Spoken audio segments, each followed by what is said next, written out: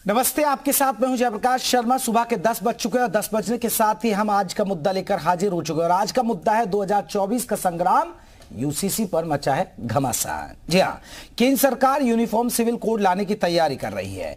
इसके लिए धार्मिक संस्थानों और लोगों से राय मांगी गई है, लेकिन उससे पहले इसको लेकर घमासान छिड़ गया है। मुस्लिम धर्मगुरुओं और कुछ राजनीतिक दल इसका विरोध कर रहे हैं। सपा सांसद एसटी हसन ने कहा है कि वो शरीयत के अलावा कोई और कानून नहीं मानेंगे।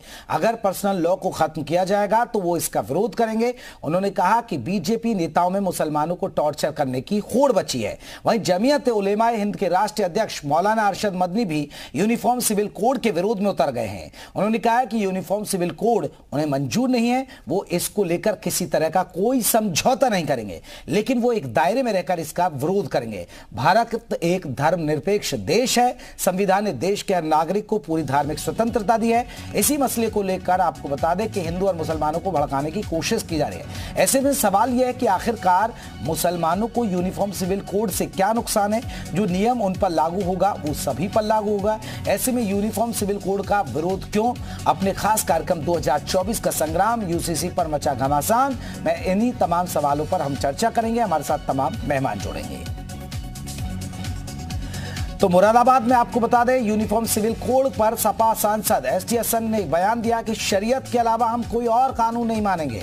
शरीयत हम पर लागू है और किसी को क्या परेशानी है। पर्सनल लॉ को अगर खत्म करेंगे हम इसका विरोध करेंगे। कोई मुसलमान कुरान पाक को खारिज नहीं कर सकता है, ये कहा है एसटी हसन, जो समाजवादी पार्टी के सांसद है। क्या कुछ कहा, सुनिएगा आप। शरीयत के कानून अगर हम अपने ऊपर कुछ लागू कर रहे हैं तो किसी दूसरे को तकलीफ क्यों है? अगर इस्लाम पहला वो धर्म है जिसने 1400 साल पहले महिलाओं को उनके पैतृक संपत्ति में अधिकार दिया था। वो अलग बात है कि लड़के का कितना हिस्सा, लड़की का कितना हिस्सा, ये कुरान शरीफ में इसका हुक्म दिया गया है। कोई भी मुसलमान कुरान पाक को डिनाई नहीं कर सकता अगर वो अच्छा मुसलमान है तो।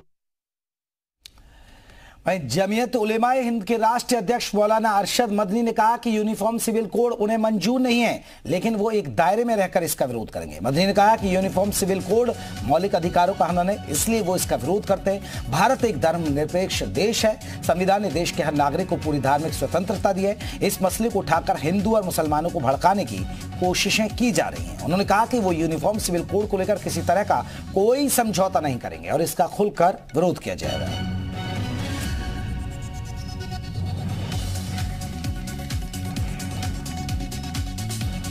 एहतजाज किया जाएगा, इतना ही हिंदू मुस्लिम में दूरी होगी और फिरकापरस्त जहन रखने वाले लोग उसमें कामयाब होंगे।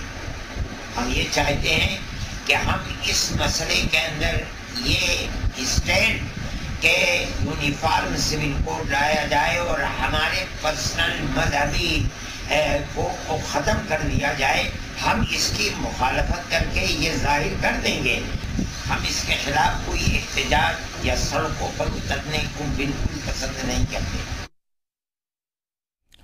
तो लगातार आप देख सकते हैं जो मुस्लिम धर्मगुरु हैं उन्होंने सवाल उठा दिए। समाजवादी पार्टी की तरफ से भी सवाल उठाए जा रहे हैं। बीजेपी प्रवक्ता हमारे साथ अशोक पांडे जी जुड़ गए। समाजवादी पार्टी की तरफ से आपको बता दें विवेक पांडे जी हमारे साथ जुड़ गए, और साथ ही साथ आपको बता दें कि हमारे साथ शोएब सिद्दीकी जुड़े हैं जो मुस्लिम स्कॉलर हैं। आप तीनों मेहमानों का बहुत बहुत स्वागत है। और आपको बता दें हमारे साथ आनंद गिरी है जो हिंदू धर्मगुरु हैं, वो भी हमारे जुड़ेंगे, उनसे भी हम चर्चा करेंगे। सबसे पहले एक रिएक्शन समाजवादी पार्टी से, विवेक पांडे जी, क्या दिक्कत है आप लोगों को सर यूनिफॉर्म सिविल कोड से? दिक्कत नहीं है यूनिफॉर्म सिविल कोड से, लेकिन सबसे बड़ी बात है कि मुझे लगता है कि भाजपा सरकार जब किसी कानून को थोपने का प्रयास करती है, अगर उसको वो समझाने का प्रयास करे तो मुझे लगता है वो काफी आसान रहा होगी। आखिर 3 तलाक के कानून पे आप समझा ले गए और समझा ले गए, लोगों ने स्वीकार भी किया। आप किसी पुरानी पारंपरिक मान्यताओं पे थोपने से बेहतर है, मुझे लगता है कि लोगों को विश्वास में लेने की आवश्यकता है, क्योंकि भाजपा एक ऐसी पार्टी है देखिए जिसके कई नेताओं ने मुस्लिम वर्ग के विरोध में कई ऐसे बयान दिए हैं जिसके कारण मुस्लिम वर्ग का कहीं ना कहीं उनके ऊपर से भरोसा उठा है। तो मुझे लगता है ये सरकार की जिम्मेदारी है कि वो समझाने में अगर कामयाब होते हैं तो बिल्कुल उनको इस पहल के साथ सामने आना चाहिए। मुझे लगता है कोई चीज आपके ऊपर प्रतिबद्ध थोपने से अच्छा है कि उसको समझौते के साथ सामने लाया जाए तो वो ज्यादा सार्थक रूप से सर राय मांगी जा रही है। आप देखिए उत्तराखंड में अगर हो रहा है तो बाकायदा कमेटी गठित की गई, ऑनलाइन सर्वे हो रहा है, चीजें मांगी जा रही हैं, सलाह मशवरा किया जा रहा है, तभी तो वो लेकर आ रहे हैं। अचानक थूप कहां है? मैं बता रहा हूँ, देखिए होता क्या है ना कि जैसे आप एक समान कानून की बात करते हैं जब, तो मुझे लगता है ऐसे कई प्रकरण ऐसे सामने आए हैं। जैसे अभी ज्वलंत प्रकरण आपका देखिए मेरठ का आया, जैसे उसमें भाजपा के राज्य मंत्री का दर्जा प्राप्त संजीव गोयल सिक्का, जिनके ऊपर पॉक्सो की धारा लगी है, आप उनको गिरफ्तार नहीं कर रहे हैं ना। लेकिन और अभी कोई मुस्लिम वर्ग का हो, विपक्ष का हो, तो आप तुरंत कार्रवाई करने खड़े हो जाते हैं। भाई निष्पक्षता आपके अंदर नहीं दिखाई दे रही है, सबसे बड़ी समस्या ये है। निष्पक्षता दिखाई देगी तो जैसे 3 तलाक को लोगों ने स्वीकार किया था, इसको भी स्वीकार करेंगे, क्यों नहीं करेंगे भाई। अगर किसी को लागू करने से, किसी धारा को लागू करने से, उद्देश्य को लागू करने से विकास हो रहा है, समाज में एक मजबूती आ रही है, तो बिल्कुल होगा। अशोक पांडे जी, सुना आपने, आप थोपने का काम कर रहे हैं, और सबसे बड़ी बात है कि अब जो 24 आ रहा है 2024, और जो तमाम लोग हैं वो सवाल उठा रहे हैं कि आप हिंदू मुसलमान करना चाहते हैं और हिंदू वोट को अपने पाले में लाना चाहते हैं। देखिए, आपको बता दें कि दुनिया में, पूरी दुनिया में समान कानून है, सिर्फ भारत में इस तरह का धर्मनिरपेक्ष राष्ट्र है। सही है, कुरान हो चाहे हमारे धार्मिक ग्रंथ हो, सभी जो है निश्चित तौर पे राष्ट्र प्रेम ही सिखाते हैं। और मेरा ये मानना है समान नागरिक संहिता जब लागू हो जाएगी तो निश्चित तौर पे हिंदुस्तान में जिस तरह से जनसंख्या नियंत्रण हो जाएगा और तमाम चीजें जो विकृतियां हैं, विकृतियों को दूर करने का प्रयास समान नागरिक संहिता। तो अशोक पांडे जी, सपा वालों को तो समझा दीजिए ना आप। नहीं, हम मुस्लिम भाई को समझा सकते हैं, सपाइयों को नहीं समझा सकते। अच्छा। सपाई तो भड़काने का काम करते हैं। ये तो वैक्सीन जब लगा रहे थे हम उस पर भड़का रहे थे, ये तो खाली एक कानून बनाना है। लेकिन तलाक पर भी इन लोगों ने भड़काया। आज हालात है कि मुस्लिम बहनों के साथ न्याय हुआ है। आज कोई कहता है तलाक, तो वो कहती है धड़ाक धड़ाक धड़ाक, कोई मानने को तैयार नहीं है। मुस्लिम भाई बहनों में हर्ष की लहर व्याप्त है। इसी तरह धारा 370 हटा दोगे तो खून की नदियां बह जाएंगी, फलाना होगा, ठिकाना होगा। ये लोग समझाने का प्रयास कर रहे हैं। मेरा ये कहना है कि पूरे दुनिया में एक कानून है तो भारत में भी नागरिकों का एक कानून होना चाहिए। शोएब सिद्दीकी जी, मुसलमानों को कोई ऐतराज है यूनिफॉर्म सिविल कोड से? क्योंकि लगातार मुस्लिम धर्मगुरु ऐतराज जता रहे हैं। सर ऐसा है, हाँ देखिए सर, ऐसा है कि किसी भी मुल्क की हुकूमत को चाहिए कि किसी के मजहबी मामले में जब मुदाखलत करनी हो तो कम से कम उनके आलिमों से राय ले लेनी चाहिए। ये देखिए मामला शरीयत से जुड़ा हुआ है, इसमें कुछ चीज़ें अलग जो हो नहीं सकती हैं। आप देखिए इसे हमारे वहाँ तलाक है, तलाक का मामला ये है कि मर्द को पावर है तलाक देने की, औरत को तलाक देने की पावर नहीं है। वो तलाक मांग सकती है जिसे खुला कहा जाता है।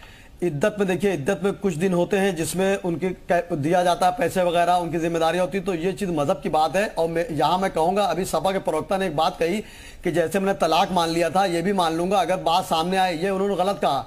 इसलिए मेरी मुसलमानों तो गुजारिश है कि सपा को भी आप देखिए 2 रूप होते हैं। उन्होंने क्यों बात कही थी, शरीयत की बात है और जाहिर सी बात है हमारे यहाँ पे आलिमों की कमी है कि उनको कम से कम प्रधानमंत्री जी को, मुख्यमंत्री जी के पास शोएब सिद्दीकी जी, आप ये बताइए ना, आपको नुकसान क्या हो जाएगा जब आप एक देश में रहते हैं, एक कानून बन जाएगा। पाकिस्तान मुस्लिम बाहुल कंट्री है, बांग्लादेश मुस्लिम बाहुल कंट्री है। आप ये मैं सिर्फ उदाहरण अड़ोस पड़ोस की दे रहा हूं आपको। वहां जब ये है यूनिफॉर्म सिविल कोड लागू है तो यहां दिक्कत क्या है? आप नुकसान बता दीजिए कि ये एक नुकसान हो जाएगा इससे। देखिए सर, दिक्कतें क्या है, पाकिस्तान का हाल क्या है आप देख ली, दर दर की ठोकरें खा रहा है, खाने को वहां कुछ नहीं है। बांग्लादेश हमारा हिंदुस्तान तो खाने और उससे क्या है, आज सर कानून से खाने से क्या है उनका इस्तेमाल। लेकिन सर नुकसान क्या, मैंने बताया ना मिसाल आपको। देखिए ये शरीयत से जुड़ा मामला है, कुरान से जुड़ा मामला है। तो हमारी गुजारिश है, जो लोग रोटियां सेक रहे हैं, इसमें मैंने आपको मिसाल मैंने दी, हमारे आपको मिसाल दी कि इस तरह के मामले होते हैं जिसको जो है हमारे आलिमों को चाहिए प्रधानमंत्री को बताएं ये बात कि इसमें ये दिक्कतें आएंगी, लेकिन कोई बता नहीं रहा है। और पार्टियां इसमें जो अदर्स पार्टियां हैं, सिद्दीकी जी आप एक दिक्कत बता दीजिए ना कि इससे ये हो जाएगा, इससे मुसलमानों का ये नुकसान होने जा रहा है, ये बता दीजिए आप, एक दिक्कत बता दीजिए।